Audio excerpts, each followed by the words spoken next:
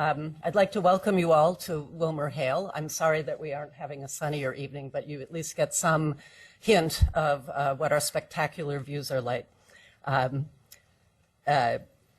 Welcome also to tonight's program, sponsored by the Vera Institute for Justice on reforming the use of solitary confinement.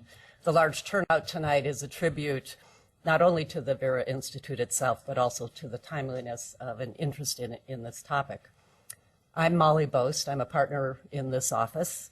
And my task this evening principally is to keep my remarks as short as possible so people can get out of here for what we are told will be both the first and the last debate of this presidential election cycle. WilmerHale is extremely proud to host this event for the Vera Institute. We enjoy a strong relationship with Vera, including through the work of our colleague, Debo Agdibale, who's a board member and unable to be here tonight because his children were calling.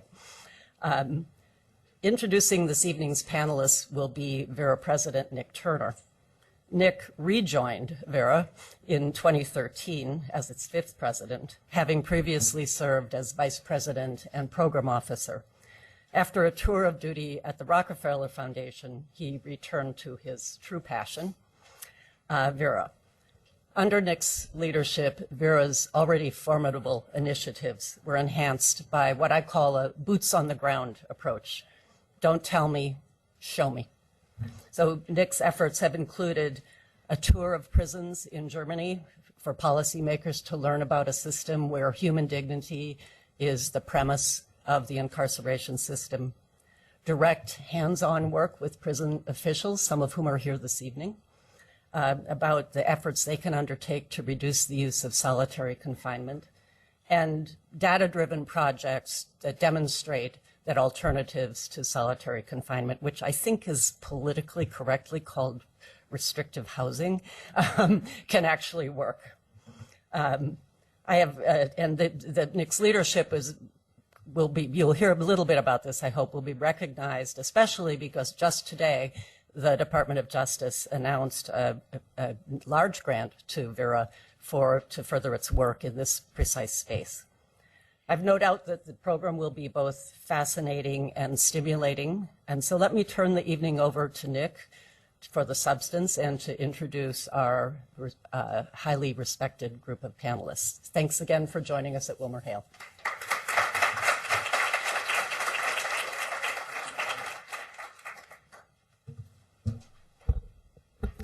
Well, no one's ever turned to me for substance before, but why not start tonight? And another funny thing that Molly said, thank you, which is that I did a tour of duty in philanthropy, which I always think of as sort of a funny thing because one doesn't really associate sort of military metaphors with philanthropy. But it was, in fact, hard at the Rockefeller Foundation. I'm really thrilled to be here this evening and to talk to you just a little bit about the program that we have in store. I want to begin by just saying a few quick words about Vera and then a few quick words about the subject that we are talking about.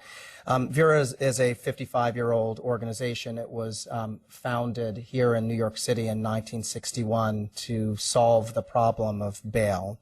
That founding of the organization really served in many respects as the provenance of what we do today. We were invited by the city to come in and help devise a solution to the fact that there were many young adults who were locked up in Rikers and the various houses of detention who were unable to win their freedom but for their ability to scrounge up $25 bail, and that struck a number of people, including the mayor of New York, as substantially unfair.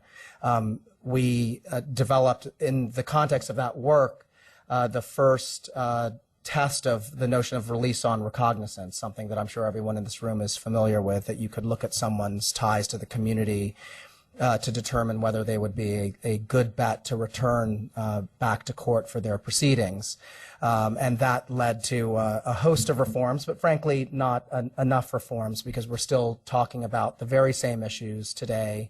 And in fact, over the past 20 years, the way in which money bail has served as a barrier to prevent poor people here in New York and elsewhere from winning their freedom has become all the more pronounced. So there's a lot of work to be done. But the one thing that I wanted to mention about that work is that it really put into effect the way Vera does its work. That we are what I like to describe as an inside lane organization. We're an organization that believes deeply in government and in the leaders of government and the passion and ambition and ability for innovation that leaders in government have, and we seek to help them in all of the work we do. So different from many organizations that might advocate from the outside and impose pressure on government actors to change their systems, which is very important work. We seek to partner with people, one of whom you will meet later on today, to help them change their systems, to help them discover the roots of innovation, to help them connect evidence and data to good policy and practice, and ultimately to change these massive systems that end up affecting the lives of millions and millions of people every year. We are thrilled to be here. I'm thrilled to be in this moment of criminal justice reform. For those of you who have paid attention to it, you might know that in the past 4 or 5 years, I don't think the American public has ever been as engaged as it is now. There's quality journalism that comes out in volumes. You will meet someone who is responsible for some of that later on tonight, that informs people about a system that is really largely invisible to most Americans. But something that you might all know, because it gets repeated as if it is a refrain and a chorus, is that we finally reached this moment of bipartisan agreement that we can do something about the justice system. Yet at the same time, we're struck on a daily, if not weekly basis by signs that perhaps that progress is not moving as fast as we would like, and that the countercurrents that we're experiencing are profound. You will probably hear about it in the debate tonight, if that's what we call it. I don't know. We'll have to see. You read about it in when you think about you read about it in the papers. There was a lot of hope for bipartisan sentencing reform in D.C. that has not really moved anywhere. And then it's impossible to avoid when you see incidents in Charlotte or Tulsa or North Charleston or the Twin Cities, and are reminded of the challenges that we have before us. And the thing that I want to leave you with is that what you're about to listen to today is what I would describe as the best kept secret in the world of justice reform here in New York, and that is the work of many people who are seeking to end the overuse of solitary confinement, isolation, restrictive housing, administrative segregation. We have lots of names for this practice. For the past few years, there's been a great deal of effort on the part of correctional administrators from across the country who have recognized that this is a very serious problem that needs to be addressed, from federal leadership and from a host of truly effective advocates. And there's broad agreement that the overuse of solitary is something that really can be combated.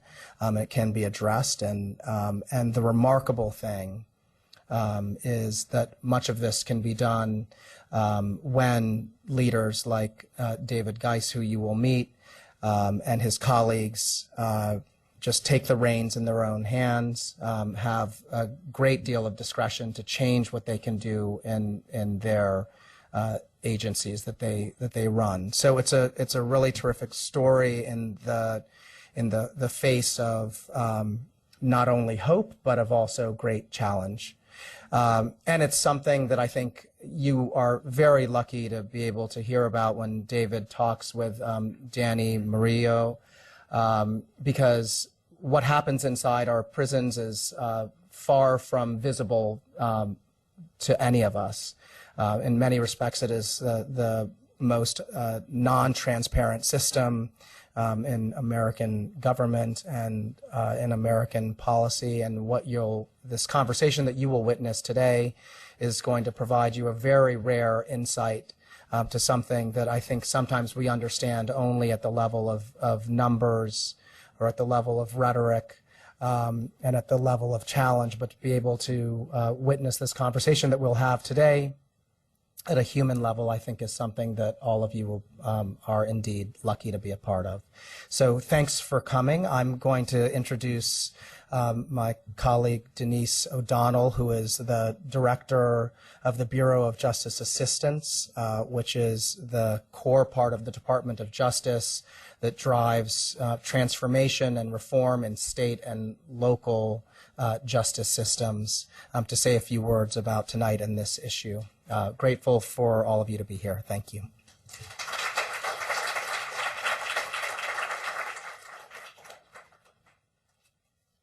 So thank you, Nick, and thank you, Molly, for hosting this event. And good evening, everyone. And thank you. It's so great to look out into a packed room for this conversation on reforming the use of solitary confinement. I can't really think of a more important conversation for all of us to have. Since 2010, Vera has been at the forefront of examining the use of solitary confinement and segregation practices in partnership with visionary leaders in correction. And I'm proud to say that the Bureau of Justice Assistance is a partner in this very important work. Through the Safe Alternatives to Segregation Initiative, the Vera Institute of Justice has partnered with corrections agencies to safely and effectively reduce their reliance on what is often referred to as solitary confinement or segregation, essentially locking incarcerated people in cells with little opportunity to engage in productive programming and little access to human interaction. We recognize we're at a unique time, and really a time of great opportunity to fundamentally change this practice. We see a greater consensus that rehabilitation must be a key component of any criminal justice response. So I'm going to deviate for a minute from my prepared remarks to talk to you about the fact that we've been fortunate at DOJ, that our president really cares about this issue, has been the first president to visit a correctional facility and to speak out about segregated housing and to commission a report in the federal system to really reform these practices in the Federal Bureau of Prisons. And we don't just talk the talk, but we really are passionate about supporting this work. So I had the great honor and privilege today to announce that BJA and the National Institute of Justice together have made 10 awards that we're just announcing for $6.3 million to support restrictive housing reform and other related projects. And NIJ, as part of that, awarded the Vera Institute $1.4 million to assess alternatives to segregated housing and continue the work we're doing. And BJA was able to continue to support our ongoing partnership with Vera to award them a $2.2 million grant to do this work in 5 additional sites, continue to provide support to our existing sites, and to really support national efforts in this area. So it's, I think, great news. Came as a surprise to everyone today. And I think it's a real testament to the work that Vera has done, which is really cutting edge in our nation. So as we do this soul searching and reframing about really reforming segregated housing, who gets to sit at the table? At BJA and throughout the country, policymakers are trying to be smarter on crime and punishment, concerned not just with the bottom line, but also with the outcomes, like less crime, less recidivism, and less incarceration. With our zeal for good governance, we cannot lose sight, as we will hear from our next speakers, of the human costs involved. Relying on incarceration as a sanction of first resort and ignoring conditions of incarceration lead to costs that we can no longer bear.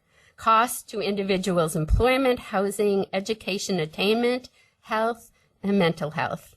We know the numbers, and we know that many leaders now have the will to take on this really game-changing work. But what of those who have lived through criminal convictions and incarceration and walked the long road to reintegration? Do we do enough to welcome them to the table? I think we're just getting started at that at DOJ, and we see the enormous value that they bring to the conversation and to educating all of us about the importance of these reforms. As director of BJA and in some past roles I've had in New York State government, I know that individuals with current or past involvement in the justice system can be true collaborators for reform. So as we strive for smarter and more humane approaches, we need their policy experience based on their personal experience and their efforts to advocate on behalf of others in similar circumstances. We need their innovative ideas and partnership to change. We need their feedback about what might work and might not and why. And we need their help solving problems and working through the inevitable rough spots that will arise in implementation. So it's with great anticipation that I join you today in welcoming two people in the front lines of the movement to rethink solitary confinement in the U.S. and the potential for reform. David Guice, Commissioner of the North Carolina Department of Public Safety's Division of Adult Corrections and Juvenile Justice, it's a mouthful, and Danny Murillo, Soros Justice Advocacy Fellow at the Opportunity Institute. Commissioner Guice's agency and participation as a site in the Safe Alternatives to Segregation Initiative funded by BJA and with Vera, and Mr. Murillo is a member of the Safe Alternatives to Segregation Advisory Council and someone who himself has experienced solitary confinement while incarcerated in the California prison system. We are also lucky to have Bill Keller, who's agreed to moderate this conversation. Mr. Keller's work on the Marshall Project has revolutionized criminal justice reporting and brought much needed sophistication and nuance to the public discussion. Finally, I thank Vera for organizing this event and Wilmer Hale for hosting the event. So Mr. Keller, Mr. Murillo, and Commissioner Guice, the floor is now yours.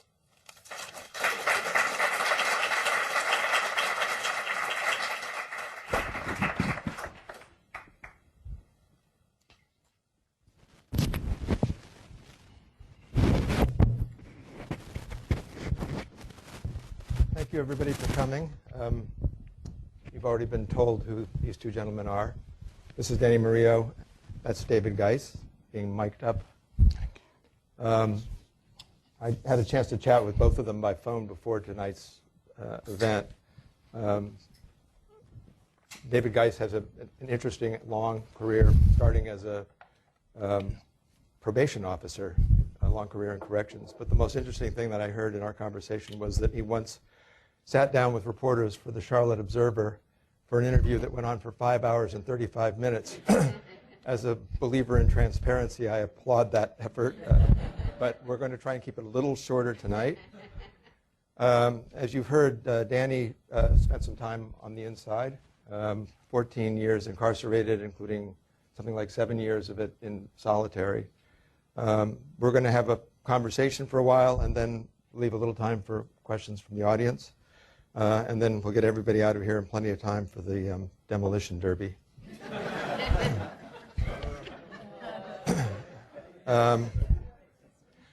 I was going to say probably nobody in this room has spent a single night in segregation, but actually there are a couple of corrections officers who, out of a spirit of adventure or the need to know, have done that.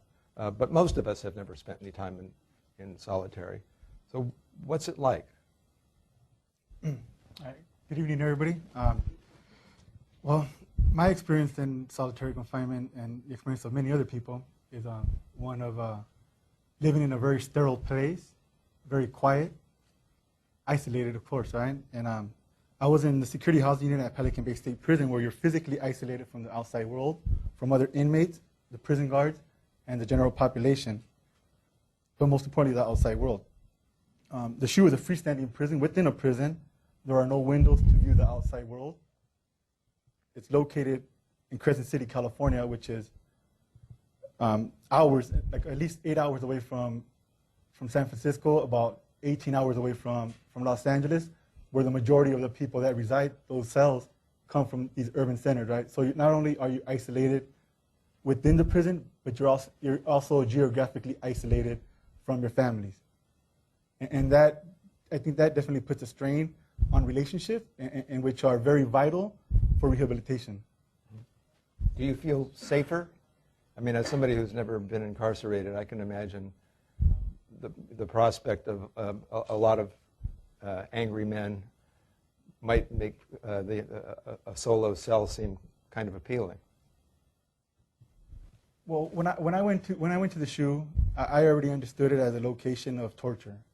I understood it as a place that was physically designed to break me down. The only way to get out of the SHU is if you parole. That means you go home, you're done with your sentence. You snitch, or you debrief, you give information on other people, or you die. There's only 3 ways to get out of there. Luckily for me, I knew I had a sentence where I was going to come home. So for me, I took advantage of that. I took advantage of the fact that I knew I was going to come home, and I knew that I was no longer able to get into trouble. While I was in general population, I was also placed in solitary confinement for physically assaulting another human being. And that only lasted, it was a 9-month stay in isolation, right? Which is interesting, right? Because you can physically assault somebody and go to solitary confinement for up to 9 months. But yet, if you're caught in possession of a book by George Jackson, if you're caught in possession of a Nahuatl dictionary, Nahuatl being a native language of indigenous people in Mexico, those 2 items can be considered gang paraphernalia. And having those things in your possession. In your case. Yes. And having that in possession can send you to solitary confinement for the rest of your life, right? Which is, that's mind-boggling. For me, that was mind-boggling. The fact that you can actually kill somebody in prison and only go to isolation for 5 years, which is the longest they can keep you in there for murder if you kill somebody in prison. But yet, if you're reading and trying to educate yourself, trying to engage in a culturally relevant material, they consider that gang activity, and you can be sent for the rest of your life to solitary confinement. That I do not understand, right? And your second bout of solitary was more than 6 years nonstop, right? Correct. Based on having a dictionary that had another inmate's name on there. I didn't know who this inmate was. It was just a dictionary that I removed from the school because I wanted to have a dictionary. I had a newsletter from an organization called the Chicano Mexicano Prison Project in San Diego, and there were a prison advocacy group that were into educating the prison population. These 2 items were deemed gang related, and therefore I was sent to solitary confinement for the remainder of my sentence. Now, if I had a life sentence, I'd probably still be in there. David, what's a legitimate use of solitary? I think that's a great question, and I have to say to you that I'm not certain that a legitimate use for solitary confinement is something that I would accept. I say that because I truly believe that we should be about criminal justice reform, and as part of that criminal justice reform, we need to be addressing the needs of the individuals that are in our care. I believe that it is a responsibility of the organization to create a clear pathway for folks to be successful. That begins when they're in the system, but it's also connecting the dots for the release back in the community. Clearly, the studies that I have seen clearly indicate that the use of solitary confinement in most situations is for something that is normally pretty petty. In North Carolina, and Vera helped us take a close look at that, look closely at the reasons why we were using solitary confinement. And quite honestly, it was all about the fact that it happened to be the most convenient, or something that the staff was basically the only thing they had to use. My concern about that is, quite honestly, is what happened to communication, what happened to being a good listener in the process and identifying a pathway forward. So my concern has been that we need to, if we're truly interested in criminal justice reform, we need to not only visit this issue, but visit many issues that relate to finding that successful pathway forward. I think most people here would agree that being locked in solitary for more than 6 years for having a dictionary borders on the absurd. But what about the inmate who's uncontrollably violent, who is a danger to other people in the general population? Well, naturally, you're going to have to address that issue because they possibly are a threat to themselves, or a threat to staff, or a threat to others. But how do you address it if not by locking them up in a solitary cell? You address that simply by moving them to a location in order to get control of that situation, but intervene as quickly as possible to put them in contact with, for example, it could be a mental health issue. It could be a number of things, but you've got to identify what that is. So you can't have this time period where you're just assessing the situation and not addressing the issues. So first of all, I think you've got to train your staff in such a way, and we're asking of staff today to do much more than they've done in the past. Clearly, in '94, across this country, funding was set up to build these large institutions for control of behavior, but never taking into consideration the rehabilitative piece. Rehabilitation is what we're all about. And if you look closely, I think you'll find that the majority of folks that come in our systems today actually stay 3 to 5 years, and they're coming right back into our community. I would say that's probably somewhere in the neighborhood of about 92% of the folks that actually come in are at some point going to come back in the community. But to address your issue specifically, sure, you have to protect staff, you have to protect other inmates, and protect the individual, possibly from themselves, that would choose to harm themselves. While you separate them for a short period of time, you've got to assess that situation and then address a pathway forward. What I have learned, and I've been doing this about 38 years, what I have learned is that we need to create an incentive-based system that encourages inmates and rewards them for their positive behavior. If you begin that process and do that, I believe you'll have better outcomes. But if we continue down the old pathway that we're going to get those same outcomes. People ask questions all the time as to why in the world are people coming out and then they're coming back. It's quite simply that we are not, as a system, providing that pathway for success to occur. We simply want to say, you, the offender, have failed. I would say the system itself has failed unless we have provided that pathway that's necessary. That could be housing, that could be addressing issues relating to substance abuse, employment, etc. How in the world do we expect someone to do well when we release someone from a solitary confinement area into our community that we deem so dangerous that we have to keep them locked up in that location, but then we're putting them right back out in the community without addressing some of the basic needs? Could you talk a little bit about what you consider your accomplishments in North Carolina, how you've reduced the population? So I realize it's relatively early days, but right. How you've reduced the population? Have you done a step-down program for people going from solitary to freedom? Thank you. It's a great question. And in North Carolina, Back in 2011, we passed the Justice Reinvestment Act, which has changed things in our state. We have gone from a prison population of about 43,000 to 36,500, say today, somewhere in that neighborhood. We've closed a number of facilities, approximately 11 facilities, and we've seen a great deal of savings, and we've seen some reinvestment. But that in itself has afforded us an opportunity to look at this issue, look at the fact that in North Carolina and all across this country, we've become the de facto mental health hospital. At one point in this country, we had about 535,000 mental health beds in the community. Today, we have less than 35,000. North Carolina also not only, if you checked with county commissioners, they would tell you on the weekends it's the emergency rooms that have had to change how they do business because that's where people are taken. If you talk to the sheriffs, they will tell you the local jails has become the mental health location. And if you talk to the state prison folks, they're going to tell you the same thing all across this nation. We have began addressing those issues by doing a couple of things. One, our 16 and 17-year-old population who, it's North Carolina and New York are the only states in the country that have not made that change in changing the juvenile age to age 18. We've got about 80 young people that have been adjudicated as adults that are in that population.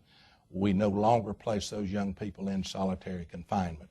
We have created some modified housing, which simply means if we have to address some of the issues like you described, we're able to do that, assess quickly, and then set up the pathway forward, but they're no longer locked down 23 out of 24 hours a day.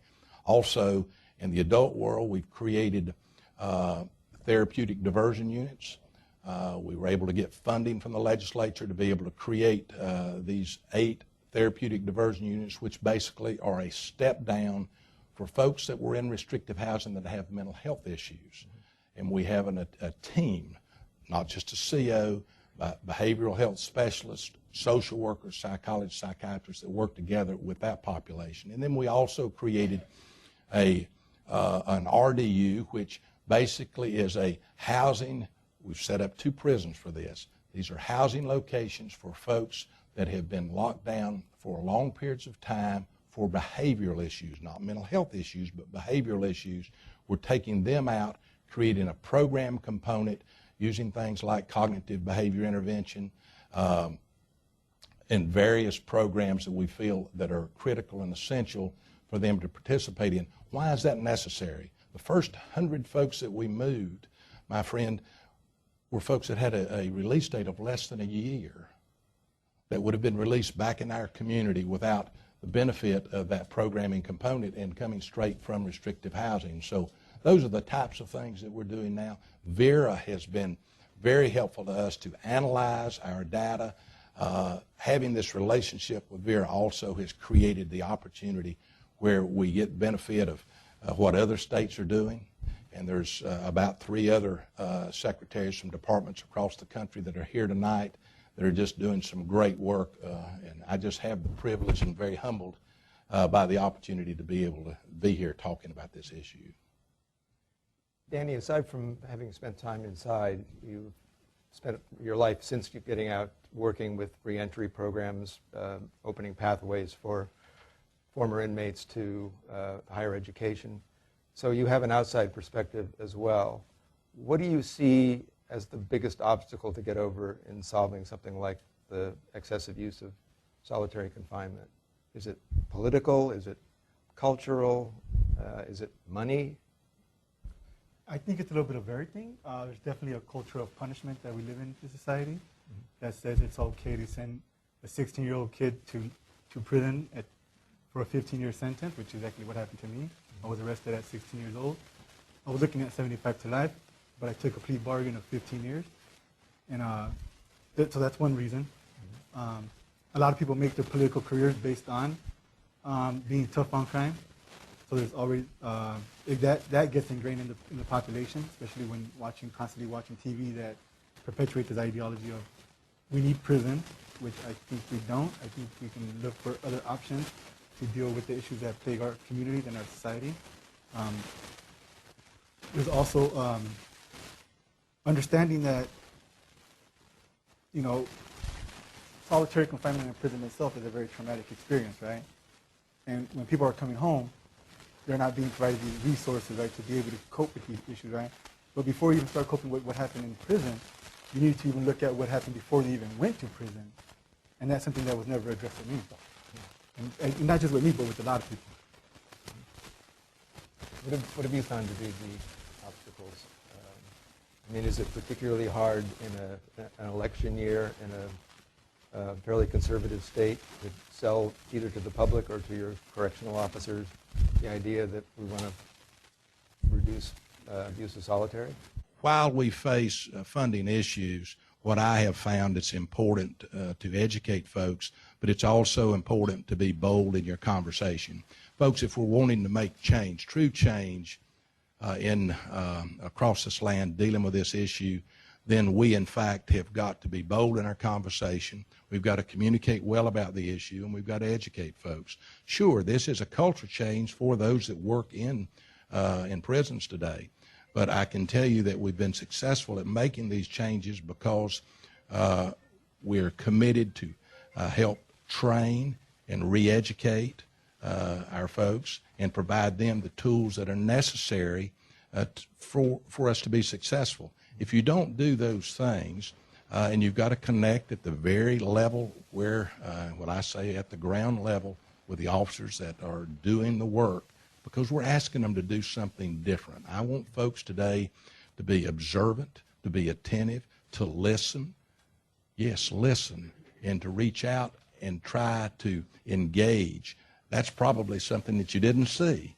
And I would say to you, and this is not being negative about what we've done over the years, it's just the fact that if we want the same kind of outcomes that we've had in the past, if we truly want to address recidivism, if we truly want to help people to move to a new place in life, we've got to do things differently than we've done in the past. So, yes, in North Carolina, I've been pretty bold in my conversation, but everybody knows where I stand. Now, some folks think I'm crazy, but that's okay too. How do you change the culture of corrections officers? I mean, most of what Americans see of corrections officers are unflattering depictions in TV fiction and remarks by some of the union leaders, especially in places like New York City and California, where the unions are very strong. Basically, a line of defense for the status quo. How do you change that? Well, I'm very fortunate that we don't have unions in North Carolina. But I would say to you that it is something that you do by way of a conversation.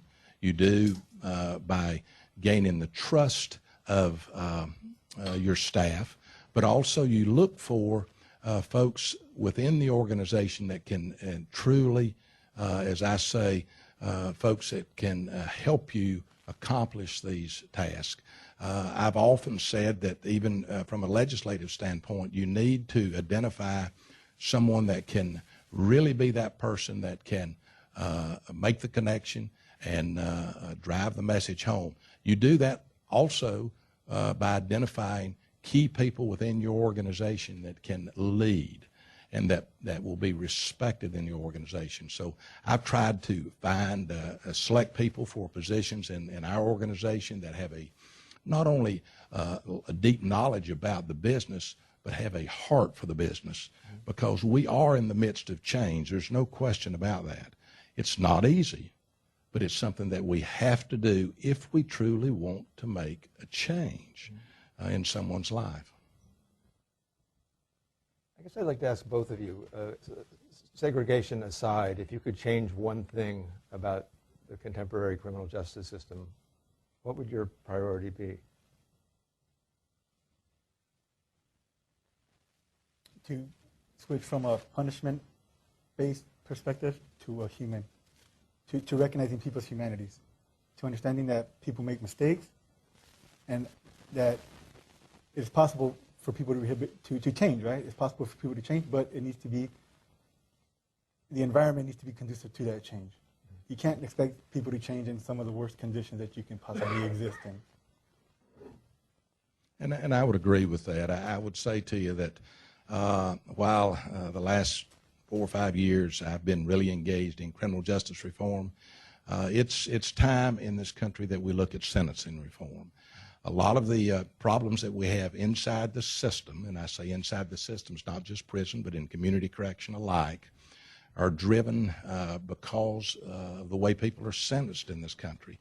And there are factors that are going on that I think that we have to recognize and identify clearly when I look at our organization and our prison system and in community correction, just the criminal justice system as a whole. The impact for African American males especially is traumatic. There's reasons that those things are occurring, and I believe that we need to begin addressing some of those issues. But what I've learned is it's step by step, but it takes a conversation like we're having tonight, and I so respect Danny and his sharing of the impact on his life, because in reality, what that does for me is cause me to be a better listener at all aspects, so I will be able to take the voice that I have and share with others.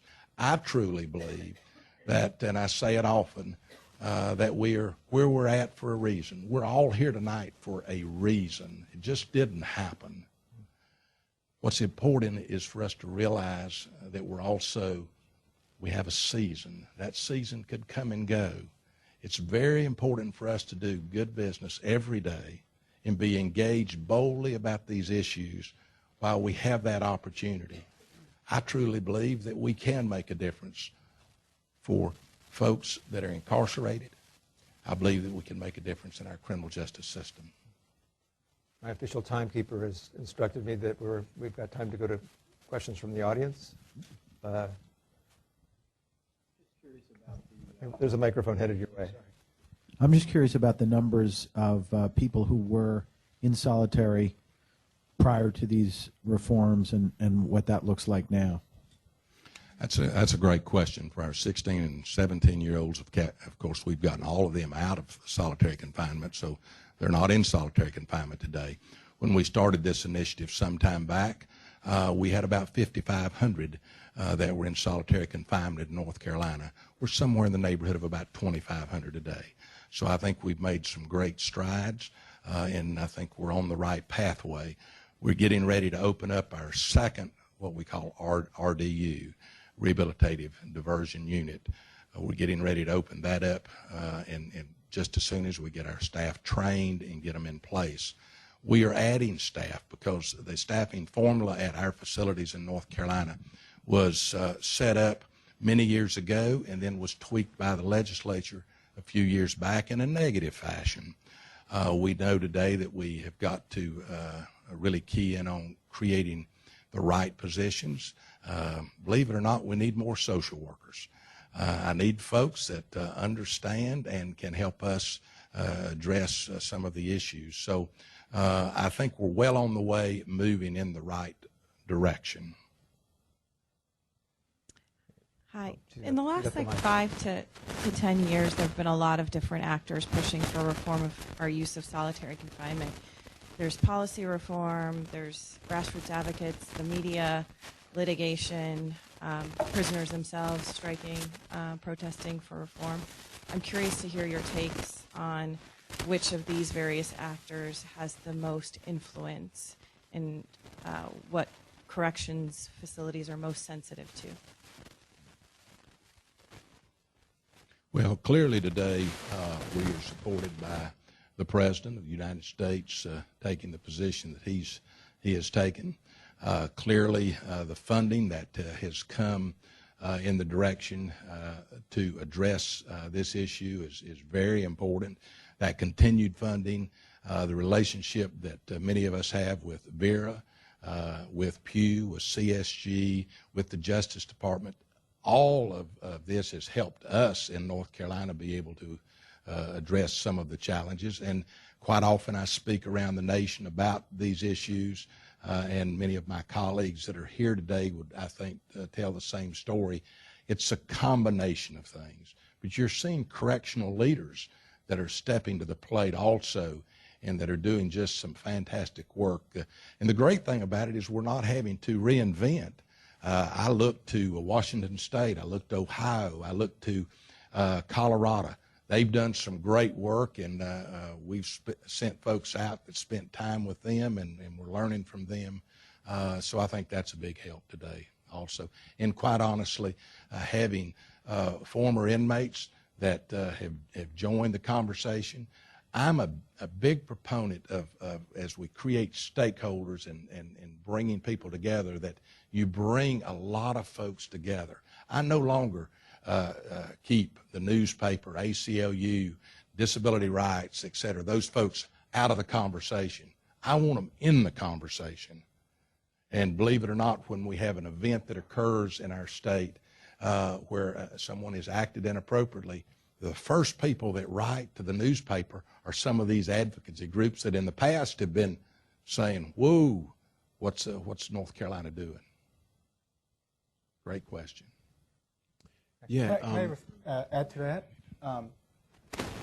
It wasn't until 2013 in California prisons that a lot of the men had been in solitary confinement for up to 30, 35 years. And it wasn't until the men in Pelican Bay SHU decided to get together and put their differences aside. A lot of these differences are created and perpetuated by the system itself, right? It created a divide and conquer type of strategy. These men were able to put these differences aside that have existed for over 50 years to come together because they had a common understanding that they were all going through the same thing, and that was solitary confinement. These men organized a hunger strike in 2013, and since then, after the hunger strike that was very well coordinated with help from people on the outside, lawyers using the media, all these grassroots organizations, men that have been in solitary confinement for over 35 years have now been getting released. So I also believe in the power of not just the people on the outside, but also the power of people on the inside to be able to create change. And I think that's an important facet that needs to be highlighted also.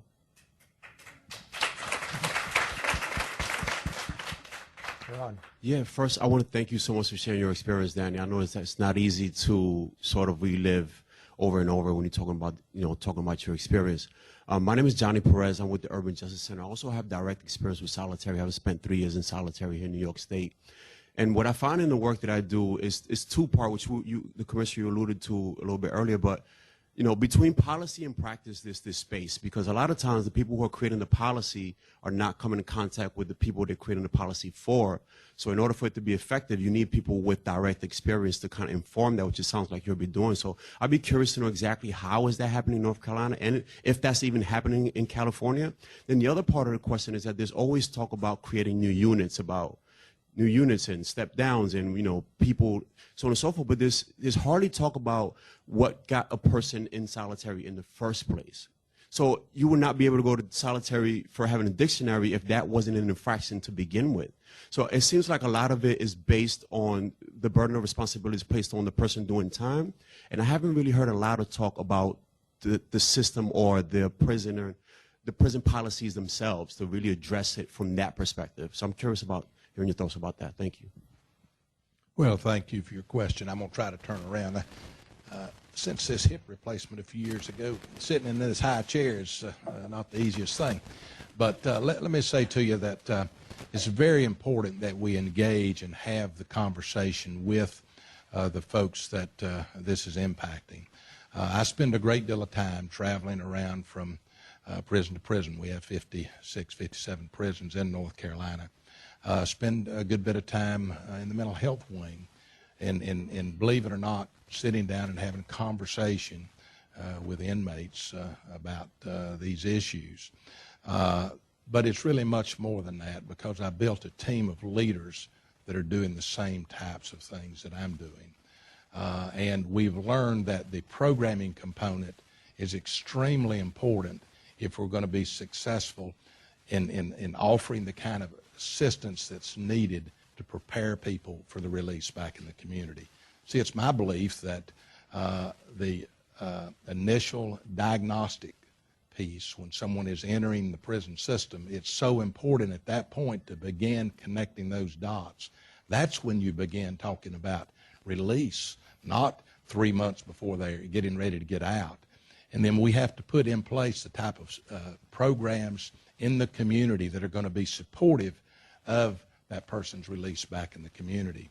But the dialogue is extremely important that we have with advocacy groups, folks that have been inmates, and we've got to listen, and I think we do a pretty good job of that.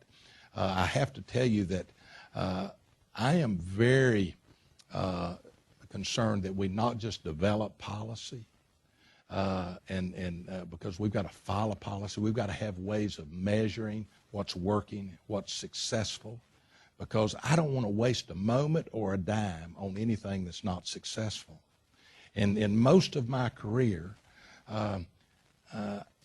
when I would raise my hand to ask a question, I would pretty much get shut down because there was a belief that you had to follow, and then more money was thrown at practices more often than not, even when they didn't work. So I think we're changing the direction, the way we think about things, the way we do business today.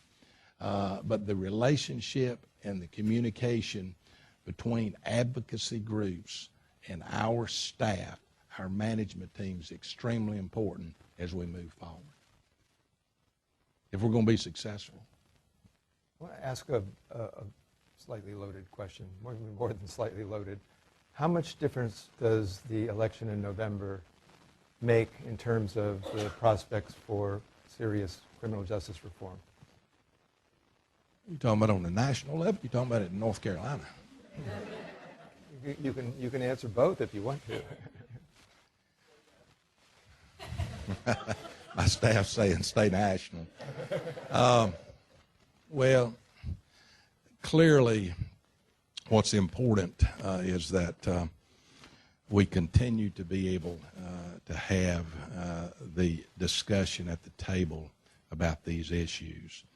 What I have found is that it's important in any situation that you have people that understand the issues, that are willing to offer the kind of leadership that's necessary, and that means from the top all the way down, that's necessary for us to be successful.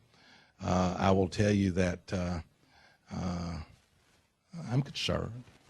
There's no question I'm concerned about what might happen tonight or what might happen in a few months, because I truly believe that we are on a pathway that we can get some things done. I'm seeing things happen today and conversations occur all across the country that we've not had that opportunity in the past. And I'm seeing boldness today among true criminal justice leaders that are wanting to move forward and do things differently.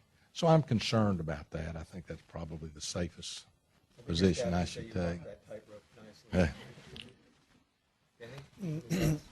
Well, my concern in regards to the national election, right, is that for me it's very hard to trust somebody talk about criminal justice reform when they're taking money from private prisons. And who am I referring to? Well, just do the research, right? Folks, you're taking money from private prisons when these private prisons are in the business of incarcerating people. So it's very hard for me to trust what you're saying when you talk about criminal justice reform when your wheels are getting greased by the prison industrial complex. Hi. Is this on? Yep. Okay. I have to say, Danny, I too am so touched, and you're so generous to share your story. This is one of the first times I've ever heard from someone who is in solitary confinement. You, very admirable, hard work. If we could copy many, many, many of you for many states, that would be great. I hear you talking about the conversation. I'm curious, and maybe it's known, but what is the process? I'm curious to know if Danny, is there an advocate for these people inside the prison? I'm curious what your process was. Did someone approach you that was on the outside that is an advocate for you to try and tell those who are throwing you in there because of a dictionary? Is someone standing up for you, trying to have the conversation? And does that happen a lot, or is that legal aid? I don't know the process. Also, if some of these people are in solitary confinement in Kansas City or Chicago, or where there's not you're in North Carolina, how do those people have an advocate to help them have the conversation? Like, who's representing them while the whole conversation is going? That's what I'm curious about. And I'd love to hear, when you were in solitary confinement, did people approach you? Did someone from the outside, or is there legal aid? Like, how is that process? How does that work? Yeah, me personally, nobody ever reached out to me while I was in solitary confinement to advocate on my behalf. But there are organizations that do that work, and most of these organizations were already in contact with who I would describe as the prison lawyers. There was a great many people in prison who could be legal scholars, right, and have an understanding of the legal system. And it was those individuals that these organizations would reach out to, those that were filing the lawsuits, such as Todd Asher, who was part of the hunger strike, right, one of the leading voices in the hunger strike. But for me, when I got out, there was also no advocacy or no kind of resource for me to tap into, right? I'm coming home. I'm going to prison from a place that was already traumatizing, which was my home and my community. Then I get sent to prison. I'm in prison for 7 years, and then I go to solitary confinement for an additional 7 years, and I'm being sent right back to the same place that created the trauma, right? And even though I tried to reach out to numerous organizations for transitional housing, I wasn't allowed to participate in these transitional housing programs because of the severity of my crime. They said at this time there was there's a proposition called Prop 36 that really focused specifically on drug-related crimes. Yeah, I didn't go for a drug-related crime, but I did go to prison for robbing people so that I can support my addiction, right? So, but because of my crime, I wasn't able to participate in these transitional housing programs, which I thought were going to be, for me, it was very vital for me not to go back home. Because while incarcerated, the only thing that they can't take from you are your memories, the good or the bad. So while I'm in prison, I'm sitting there remembering all the things that I lived throughout my life, and a lot of them are very traumatic, and they occur in my home and in my community, and then I'm being sent right back to the same place where this trauma happened. So that, for me, was one of the most difficult parts of my reentry, was being able to navigate, just even being at home, just even trying to build a relationship with my father or my mother. And no, I was just curious. I'm also curious. So when someone is going to go into solitary confinement, is it negotiated? Like, is that where you're saying that the prison lawyers know that you're going to go into solitary confinement, and it's negotiated? Like, at what point does someone come besides the organizations? Because the organizations are not everywhere. Well, it might be different in different prisons. Right. In California, once you can go to solitary confinement for an action, for something that's not arbitrary, right? Something that, such as stabbing somebody, such as beating somebody up. You can go to solitary confinement for that, but you can also go to solitary confinement for being what they call validated. And once you get validated, is that they label you as either a prison gang associate or a member. And for that, there's no due process. All they do is they come to your cell, they take away your materials, and they look for evidence. 2-3 months later, they're going to ask you to go to the program office. You go to the program office, they put you in a little cage, and then they tell you we're going to send you to solitary confinement because you have been identified as a prison gang member or an associate.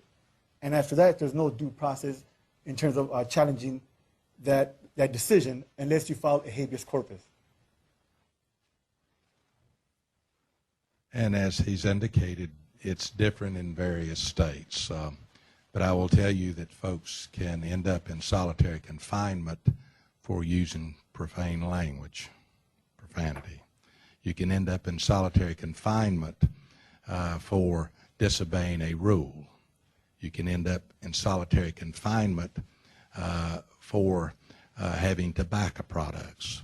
Now you say, how in the world do these things happen? Well, it might be for a short period of time, but here's the problem with solitary confinement. It always ends up that you're there longer because normally you're upset by being placed there to begin with, and then you're going to do something else, and you end up that 15 days ends up to be 3 months, and that 3 months ends up being 6 months, and that 6 months ends up being a year, and lo and behold, 2 or 3 years later, we've still got someone in solitary confinement. That's got to change. What he's described has got to change. Advocacy groups like Disability Rights in North Carolina, NAMI, ACLU, all of these groups communicate about this issue with us.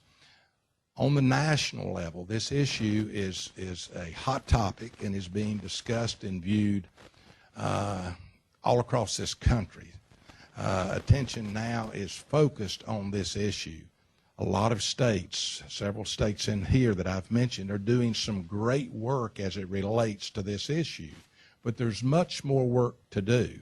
In addition to that, he just described a situation that I talked about earlier, and that is the fact that if we do not connect the dots, if we do not assess properly when someone comes in, not only assess and determine what a person's needs are, you've got to have, and we're remissioning all of our facilities in North Carolina, creating facilities that will meet the needs of individuals, whether it's an educational need or a substance abuse need or whatever it might be, so we can get the person sent to the right location to be able to address the issue, because they're going to come back in our community. But you've got to connect those dots. The transition piece is extremely important. The federal government does a pretty good job with halfway houses. We don't have that in North Carolina. I've gotten the okay from the legislature to consider opening some closed facilities to create some transitional opportunities, but that's also going to cost some additional resources. There's things that we can do, but we've got to think out of the box, and we've got to be bold, and we've got to go after what we know will help make the difference. Why is it fair, and I said it earlier, to release a sex offender or someone that has mental illness that is taking a medication, knowing that they're going to be released and they have no place to stay, they have no support, they end up sleeping under a bridge, and we want to know why they failed? That's what I'm saying. We've got to connect the dots and make that type of change. And on that note, our time is up.